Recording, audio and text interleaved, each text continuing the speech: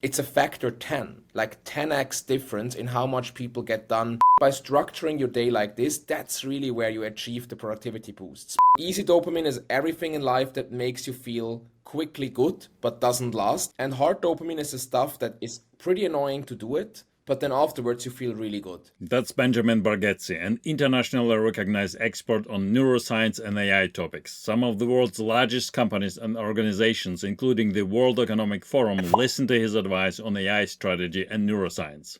Welcome to the Startup Captain podcast. Benjamin, you brought up this fascinating concept of easy dopamine versus hard dopamine, and how harnessing hard dopamine can give you a boost in productivity and overall happiness in life.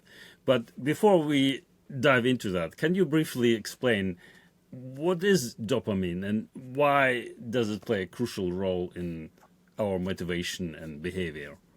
So if you look at the human brain, basically there's a few molecules, right, that run the whole show. I mean, it's quite a lot of them, but some of them appear more often in the brain than others. You have serotonin, you have dopamine. I'm sure some people have heard of like something like oxytocin, norepinephrine, and so on. So there's quite a few key players, and they're very important for different reasons. But one of them that is strikingly important, and what probably my favorite, is dopamine. And dopamine is the chemical molecule in our brain that is very often involved when it comes to things like habits, things like your overall energy level and your desire to achieve something, your micro addictions and your big addictions, but also your memory. And so there's this is something you can give up in the human brain is, oh yeah, this thing does only this thing does only this. This is like a myth that we moved away in neuroscience long ago. So the most random things seem to, be managed by the same mechanisms. For example, serotonin is like this feeling of joy and being at peace. But it's also the tick when you keep checking your door if it's actually locked or not. That's also related to serotonin. So that's just to give you an example that the brain is very complicated and a lot of things are doing a lot of things. But back to dopamine. Dopamine is really involved in the way you build memories. It's involved in the way that, you get these high energy boosts, like, these moments where you're like super dedicated to achieving something. But it also gives you the signals of what in life you want to crave. And this is really where this whole idea of cheap and hard dopamine comes in, because, and we can talk about this in a second, because I do both executive coaching, but then also a lot of philosophy around how a life lived by hard dopamine will make you happier in the end than one that is dictated by easy and fast kicks. So, what is the difference between easy dopamine and hard dopamine? So fundamentally, like we have to understand that throughout evolutionary history, right, dopamine was a very important signal for us what to crave for. So for example, back in the days, it was very good to eat sugar because humans were always moving and sugar gives you energy to move faster, right? And for longer periods. So things like plums, for example, that contain sugar were extremely advantageous for humans. At the same time as well, knowing information about the world is extremely crucial if you want to ensure survival. So, something like gossip or condensed rumors or information about where other tribes are having their traps or where there may be food or where there may be, a chance for us to find a new field or something like that. This was very important. And so the human brain developed a lot of dopamine rewards when it comes to sugar, but also when it comes to information, for example, right? New learning, new information, and all these things. The problem now is that we currently live in a world where all these things are available in abundance. So almost every foods in the Industrial Revolution contained sugar because companies have learned that people like sugar. At the same time, condensed information, what is that? Reels, TikTok, all the social media world is full of those. And that's why they make us micro addicted. So basically, we eat sugar, our brain lights up on dopamine, we want more sugar. The same for social media reels. We watch one reel, we have all these like dopamine explosions in the brain, we crave the next one, and we're stuck 1 hour scrolling like a machine. Like there's not much consciousness in your brain while you do this. So we basically just go 1 hour offline, you just consume this media stuff We talked about memory before. You're probably not remembering what you actually looked at afterwards, and you just waste an hour of your life. And hard dopamine is basically doing the same thing, but deriving it from a source that requires effort. So basically, going to the gym. Going to the gym also gives you a feel of achievement, right? And it's hard to do because you need to invest the time and, do the effort. It's the same with reading a complicated book, for example, that really expands your mind. I mean, it's also a type of learning, but it's one that's more in depth than, just looking at a reel and looking at some funny memes. And so the difference between hard and easy dopamine is really like how you source it. So easy dopamine is everything in life that makes you feel quickly good but doesn't last, and you can try it for yourself.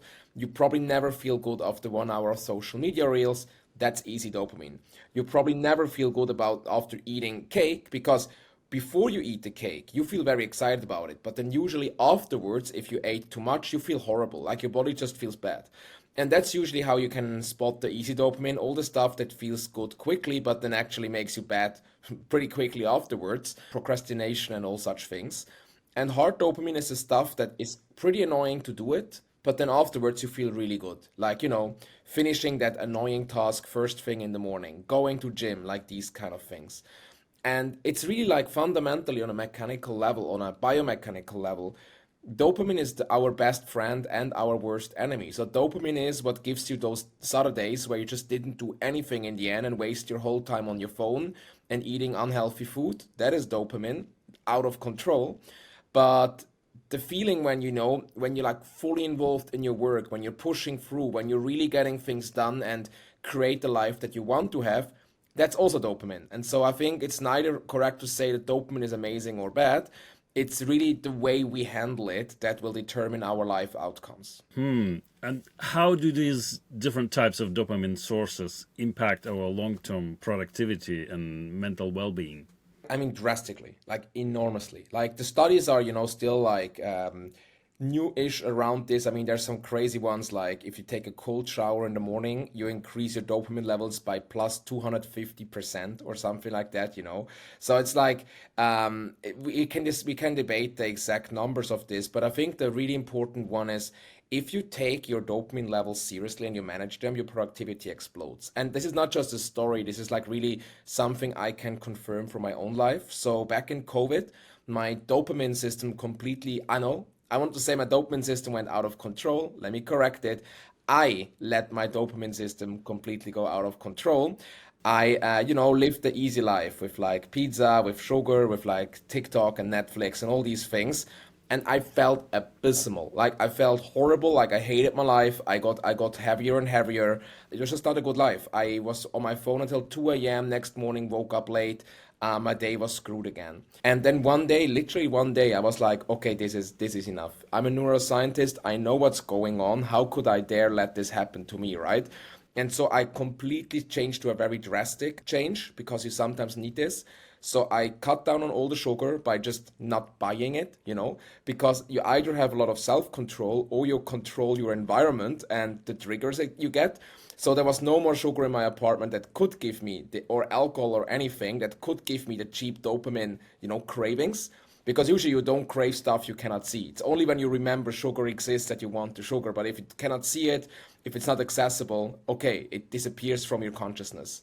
Then a second thing that I afterwards did, I started to have very strict sleep routines because I think sleep is the number one thing you can do to fix your mental health. Like honestly, if you're going through a rough time, if you have a hard time like getting your stuff together, having the same hours of sleep every same time window every night is the best thing you can do. So it's not just about sleeping 8 hours. If that means going to bed at 3 a.m. and waking up at 11 a.m., it's really like, every day going to bed at 10, getting up at 6. Like this consistency really helps your body. And why does it help? Because the consistency makes your body know when to boost what energy levels, because then it knows when you need the dopamine, when you need the energy, when you need which kind of chemicals. The problem is if you have an unregular sleep rhythm, your body never knows when to go on hyperdrive. And then, for example, you have this, I'm pretty sure you know this. Late at night, you want to sleep, and suddenly your body is like ready to, go and run up a mountain. And that's really bad for us. So the consistency of sleep gives our system, our body, a consistent biochemical rule to work with, and that's super helpful. Cold showers is something I started, so really like my rhythm now is I get up in the morning, I try 5:30, if it doesn't work 6, right? It depends on the 8 hours. If I'm in bed by 9 p.m., I will get up at 5:30. If I'm in bed by 10, I get up at 6 because I take the 8 hours very seriously. After 6 hasn't happened since 2 years, so 6 is the holy cutoff point. And then the first thing I do in the morning, no phone, no cheap dopamine, because phone is again cheap dopamine.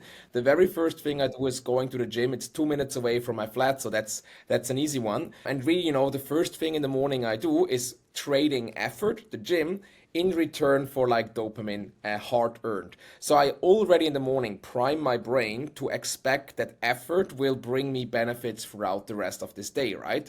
And then afterwards, there comes the cold shower. Like, I just like them by now. First, I hated them. Now I kind of, I still hate them, but it's like, you feel so good afterwards. So I just pull it through.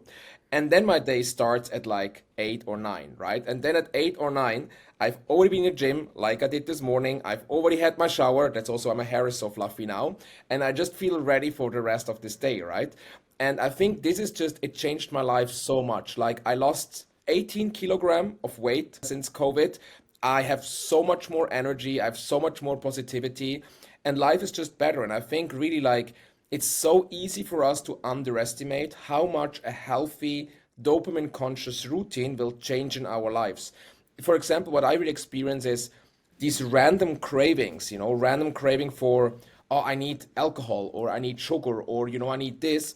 This also gets more under control the more you have these routines. So that your brain just randomly starts distracting or randomly starts desiring things that, probably don't help you in the end, that decreases. So it's really fascinating how having these routines, having this discipline has these ripple and spillover effects to like your self-control in general. And so I think discipline is ironically not achieved by being disciplined, but by controlling the system you live in, by having very strict routines that you take seriously, and by then, letting those routines become just part of your life. For example, we all, when we go to bed, brush our teeth. For me, it has become as natural to get up and go to the gym as it is brushing the teeth, right? And once you really have these routines in place and your dopamine starts to like calm down and, resist the temptations of the modern world, like social media and sugar and all these things, you start to really get a new way of getting to know yourself and, the control you have over your body and mind. And one thing I know, Alex, that you really like is, I'm doing very actively Spartan races, which is, me and a bunch of other crazy people running up mountains against each other and doing obstacles. And recently I scored 11th in my age category in a Spartan race. So you have to imagine that. In COVID, I was completely out of shape. I was like, my body was broken. And 2 years afterwards, I finished 11th in a mountain race, and that's kind of like, I think really showing how much your life can transform once you start detoxing and cleaning your mind from all these dopamine addictions that the modern world wants us to have because it sells very well. So the more addicted people you have to your McDonald's burgers, the more people will buy them, right? The more people addicted to TikTok, the more people will use it. So addiction is a very profitable business, but you should, as an individual, try as quickly as possible to get out of it. That's fascinating. What are some practical strategies that entrepreneurs and startup founders can use to transition from easy dopamine to hard dopamine activities? So I think one thing is definitely what I just mentioned about the whole morning routine, getting your life together, like having all of these. I mean, this is the baseline, and I think you should have it. Most people I know who are really like good in their jobs, they also have their life under control and their desires. So I think that is one thing. Another one that I think is really helping is, just in general, implementing productivity methods. So that's actually really executive coaching I do with a lot of CEOs, but then also founders, like how to really structure your day in a way that, you don't let your worst sides get control of you. And that can be very simple things like, for example, in the morning, don't check your emails. Just, first get stuff done, like the annoying stuff. Every email can wait. In the end, every email can wait. Like even if it's emergencies or some customer complaining, if you look at it at 9 or at 11, probably it's still fine. And so really like in the first, when you get up in the morning, fix your urgent to tasks, the ones you don't want to do, because very often we do emails because they give us easy dopamine if we send them out, right? But actually we're not really productive. So in the morning, when you get up in the morning, do the stuff that you hate doing, right? Meetings, don't do meetings in the morning, like to usually, like, Alex, I love you, that's why we did this meeting in the morning, but usually my morning is fully like it's illegal to book meetings in my morning usually, right? All my mornings happen in the afternoon. All my meetings happen in the early afternoon, like after lunch, because that's when your body is anyway tired and your energy levels are down. And that's why usually we record or I do meetings after lunch, because in the morning I have like fully focused on like getting all the stuff done that makes me angry, right? And so then you have to see my day is like, first I get the gym done, then I get everything done that makes me angry, then I eat lunch, and then the afternoon I do meetings, and I get some other stuff done. And you feel so good because all this really bad stuff is done in the morning, the gym is already done, and then you have really, like, you feel so much in control of what's happening afterwards. And so I think just simple things like these, like when you structure your meetings, when you do what task, having your phone unavailable when you have focus task, right? Working with deep focus slots instead of just, multitasking and 75 things. It's insane the productivity boosts you can get out of this. Like really, if you look at people who actually take these deep focus windows seriously compared to people who want to do one thing but then end up, jumping between emails and stuff, it's a factor 10, like 10x difference in how much people get done if you analyze a whole month of work. And a factor 10x is insane. So if you don't work dopamine and deep focus conscious, it just means you're up to 10 times less effective in your whole career and life than you could have otherwise been. And I mean, that's a statistic that should pretty much make us all, take these methods and systems very seriously. One other thing I noticed with you, that you are very strict when, removing all the distractions on your phone. When you focus, you don't allow any notifications, right? Yeah, exactly. Like I very often disappear and then it's impossible to reach me. Maybe I'm also a bit extreme with that, but I think it's really because I'm honest with myself. Like I suck at resisting these easy dopamine urges. So it's not like, I'm this hyper disciplined person in the sense of that it's very easy for me to resist this. It's actually that I really know that I struggle with these things and that these dopamine kicks really work very well on me as a personality, that I actively try to get away from them. So it's really like I know that I have an addictive personality, a personality that you can very easily make excited about new ideas, but also excited about the dopamine kicks, right? And that's exactly because I learned that about myself, that I'm so radical in distancing myself. So for example, yes, when I work, my phone goes on airplane mode and you just cannot reach me, right? And you can say this is unfriendly to your clients or whatever, but in the end, my clients deserve me at my best peak of performance, and my best peak of performance requires me to discipline the way I live my life. And if my clients want to call me and book a keynote or something, whether they can reach me at 9 a.m. in the morning or they call me again at 1 p.m., it doesn't make a really big difference for them, but it makes a difference for them that I'm really at the top of my game and deliver the best that I can once they buy my services, right? And that's really like how I structure my life.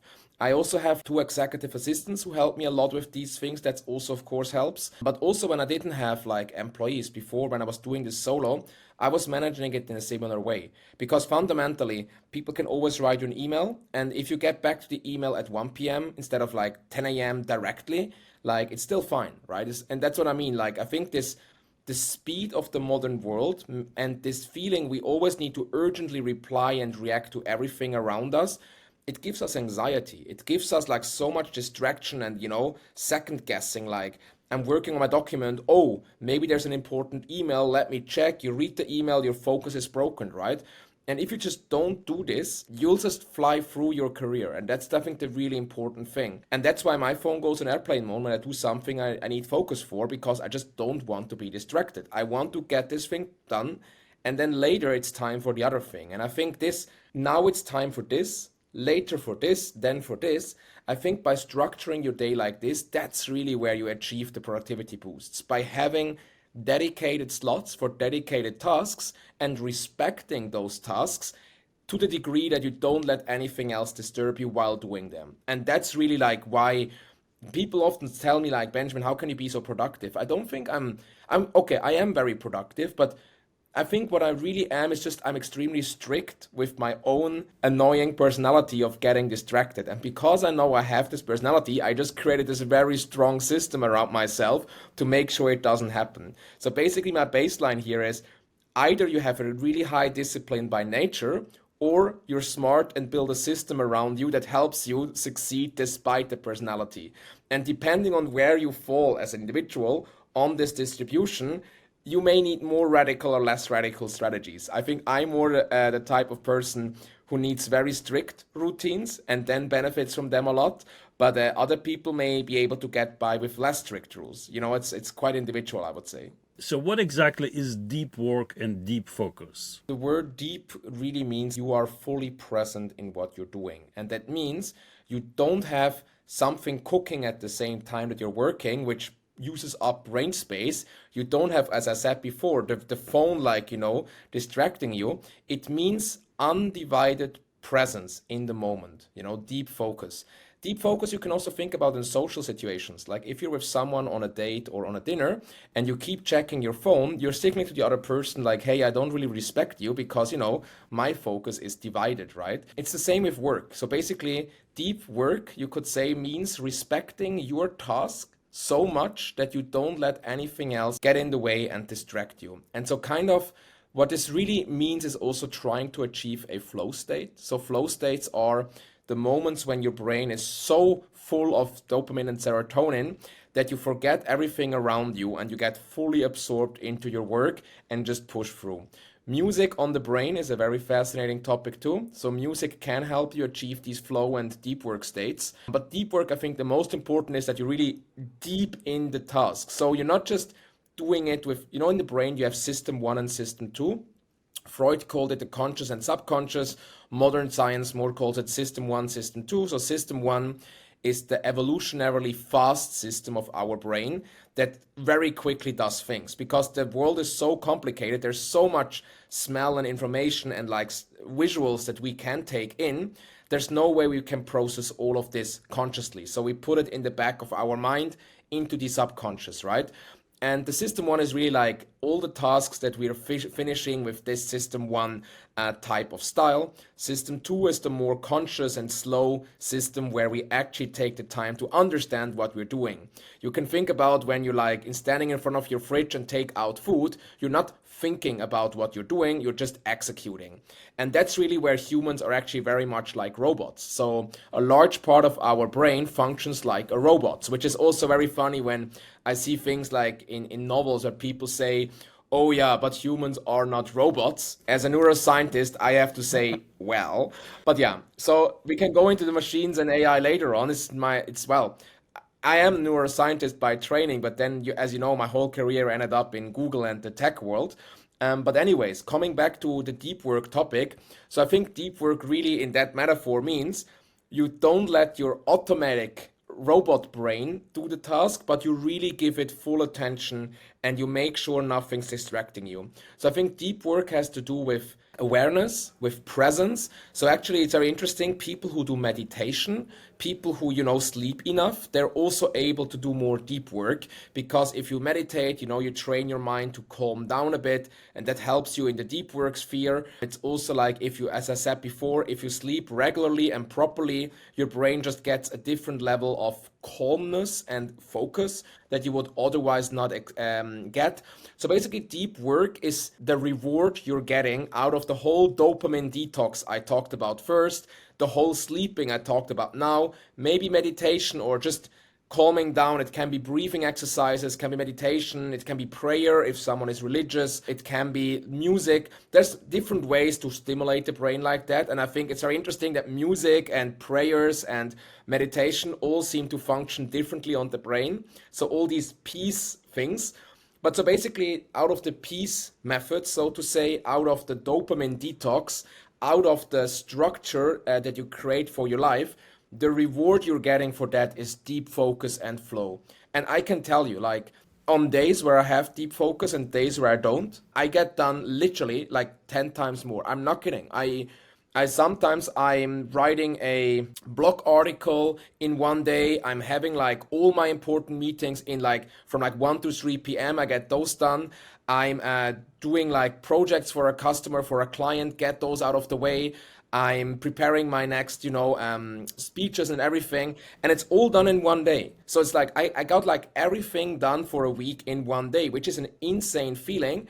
And then, of course, me too. I have days where everything gets messy and, I don't follow the rules. And in the end, I did everything a little bit, but got nothing really done. And this is really like from my very own experience, the stuff I told you in COVID, but also now how productive I can be in one day. It just shows you how much it pays off for you as a human being to take this deep focus seriously. Amazing. So you've mentioned in one of your LinkedIn posts the importance of setting clear goals to sharpen focus. Can you elaborate on how clear goals impact our brain to enhance focus? I think they're extremely important because the more concrete your goal is, the more you're able to channel energy on one specific thing. So if your goal is like, oh yeah, today I want to get everything done, your brain doesn't know where to focus, and also you don't really get the dopamine kicks, right? Because it's not a tangible thing. But if your brain is like, hey, I want this food now, or I want to study in this university, or I want to, get this promotion at my workplace, and then you define the clear steps to go there. So, okay, first I will rock this project, then your brain has a very clear path to success and gives you dopamine kicks throughout the way because it really wants this goal. And that's where it comes back to this deep focus and dopamine intersection. So basically, having smaller goals, small and tangible, concrete goals, makes it much more easy for you to achieve them and get a dopamine kick, a good one, hard dopamine, that boosts you to achieve the next one. So for example, if today my goal is to finish my new website, and then I instead of saying I want to finish my website today, I break it down into, okay, I'll first do the impressum, I do the welcoming page, I choose the top 3 videos to be displayed. You have these small, almost video game kind of tasks, and once you have them done, you'll be like, oh nice, I made progress. And this is the fascinating thing from the neuroscience perspective. The feeling of making progress, no matter how small, is the best predictor you have to achieve more progress on your journey. And if the progress is left out and doesn't happen, that is actually breaking your motivation and make you abandon things. So if you look at everyone who succeeds in learning a language, it's not because they try to learn the whole language at once, but it's because they really break it down into small chunks. Okay, today I study 100 new words. Today I do this. And if you keep this system, this consistency, this discipline up, your dopamine will just keep pushing you until you succeed. And I think that's really like so crucial in business and everything, that you break the stuff you do from the ambiguous, oh, I'll, rock this project, down to what are the 5 steps that will make me rock the project. And then it's like a video game. It's a gamification, right? You can work yourself through the subtasks. And every time you complete one, your brain produces hard dopamine, which kicks you further to the next completion.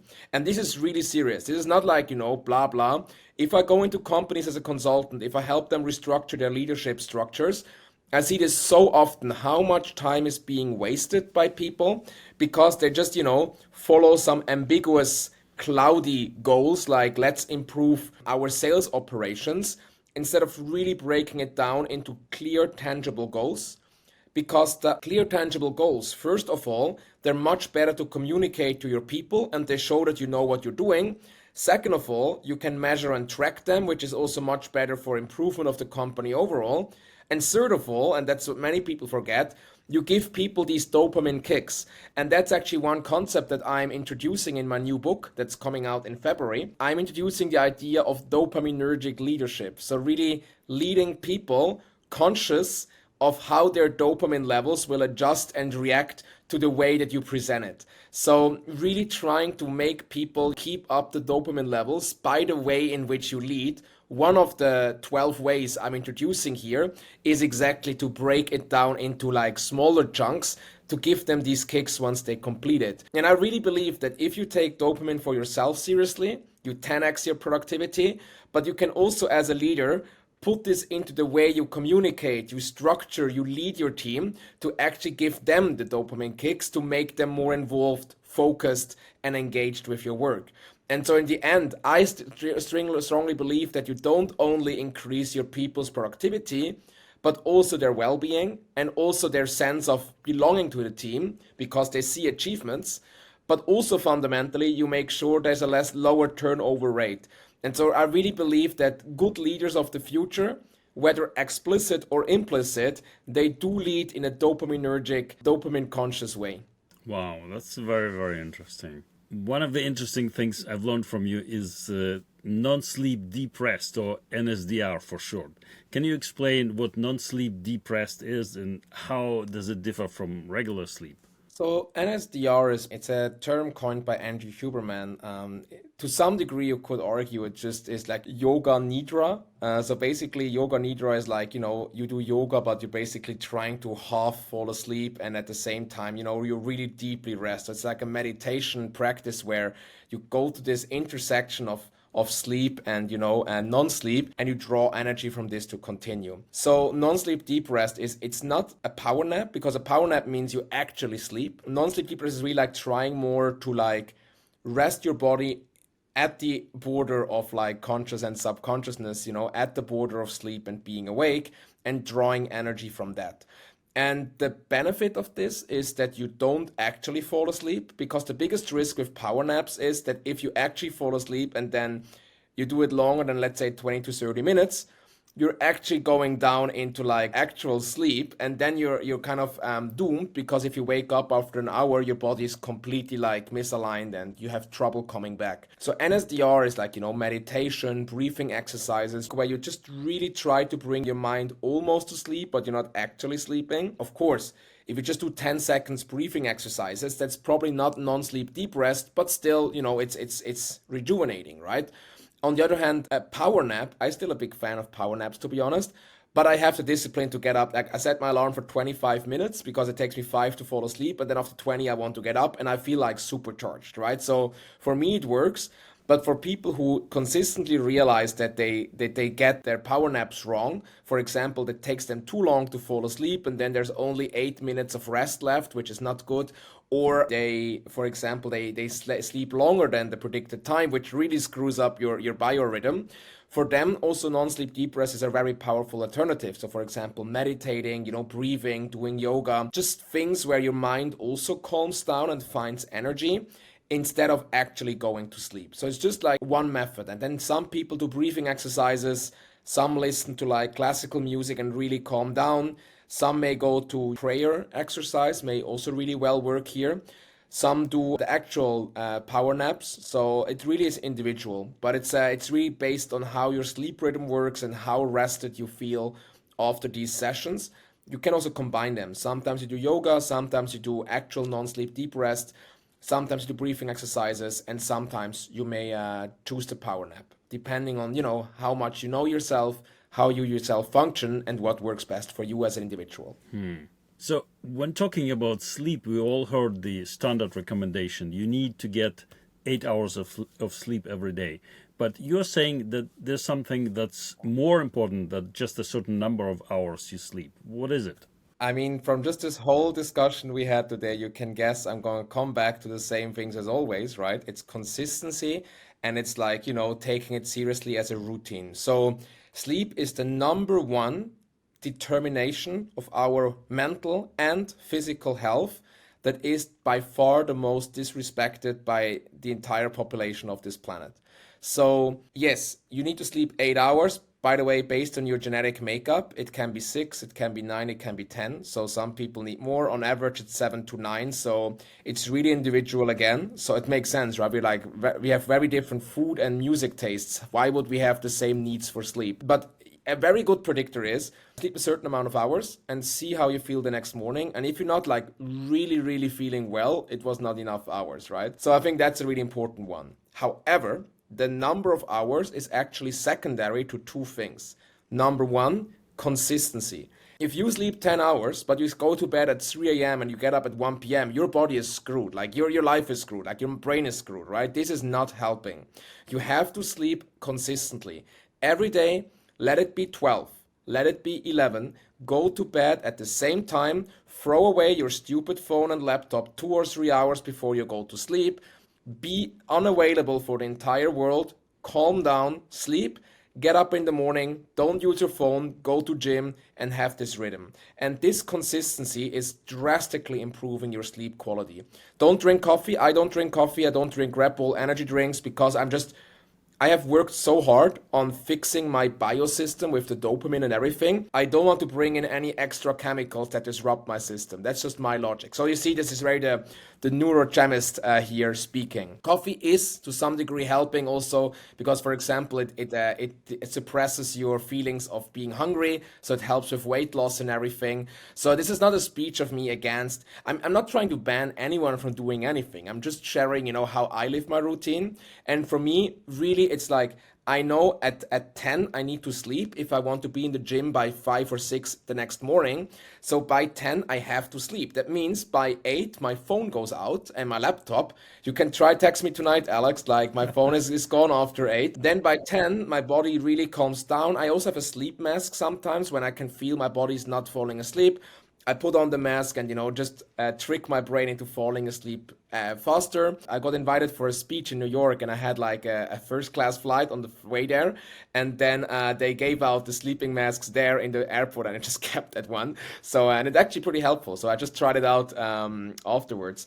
And so I think the really important thing when it comes to sleep is number one, as I mentioned, consistency, sleep consistently, like give your body the security to know when your energy needs to peak or when it needs to calm down. Like be a friend to your body. Don't imagine your body was your employee and every day you send that person emails at a different time and expect it to react very quickly. I mean, this person will burn out. And that's what you do to your body if you don't have a proper consistency. You burn your body out. And then the second thing, which is actually about sleep, which I find beautifully cute, is that actually the amount of rest that you're getting is correlated to the amount of positive thoughts you experience before you fall asleep. Let that sink in.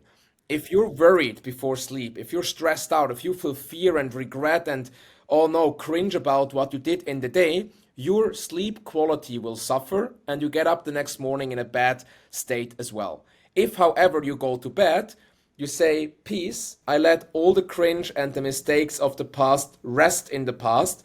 I now calm down, I sleep now, I fix my system.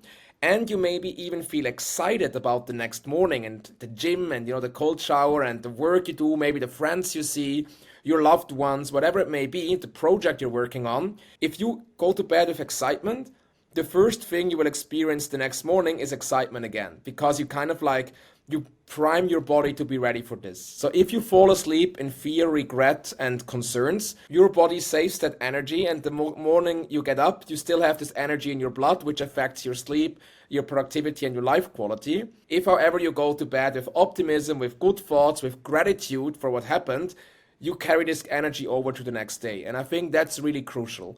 So take the hours of sleep seriously, sleep consistent, more important, but also sleep with a good mind. And I think those three things, they really kickstart your sleeping quality. Very interesting.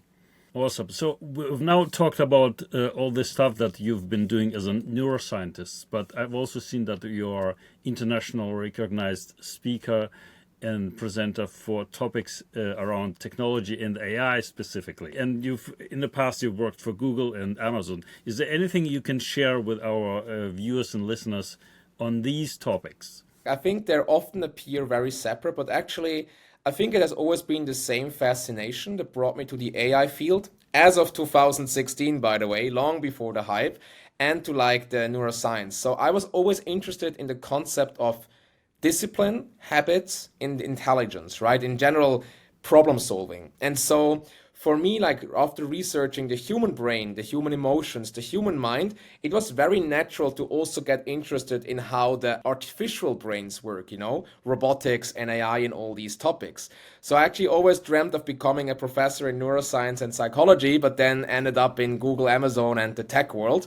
And so I think it is to some degree very similar and not. So to some degree, you have like this idea, hey, how similar are machines to neuroscience? I think that would be a 1 hour podcast by itself. So I'm not going to go into that. That's also something I really love to talk about on stage. But there's a second dimension to this actually, like how AI tools can be used to kickstart your productivity. And I'm one of those people who always knows the newest apps on the market, the newest gadgets, because whereas I have a very I have this conflict. Whereas I really hate technology to disturb me when I do deep work, it can actually also drastically improve my productivity. And that's actually really something I've been working on for many years now, how to use these small smart tools to free up even more time for what's really relevant to myself. But then give up on technology at 8 p.m. so I can sleep by 10. So I think this required a lot of discipline and structure and routines to make the best of all these available tools on the market, right? To put them into your routine, right? And to then still not get addicted to technology and know when to cut off. And that's really what I do around the whole executive coaching thing, what apps to use, what plugins to download, how to use them, but then how to integrate them in a busy life, what day to use what times you should use technology. So in the morning you shouldn't probably, right? And so on. And so I think this is really my love for the human brain, but also my love for the machines that can come together to 10x the productivity, but which also needs to be kept separate in order to protect your mental health and your sleep. And that's kind of like the whole art, I would say, of what we talked about in today's podcast. Awesome. Thank you so much. How can people get in touch with you? The best one is my website, Benjamin Bargetzi. You can also send me an email, which is just my first name at my last name.com. So benjamin@bargetzi.com, or LinkedIn. There's 20,000 followers around at the moment, but I still read every single message that gets sent to me personally, respond to them. So I really try to, no matter how big my account gets, I want to take the time to, respect people's time and outreach. So please just text me and I'll definitely get back to you. But not after 8 p.m. and not on the weekends. Awesome. Thank you so much. I hope you enjoyed this podcast episode. If you want to grow your business, check out the B2B Sales Blueprint episode on the Startup Captain YouTube channel.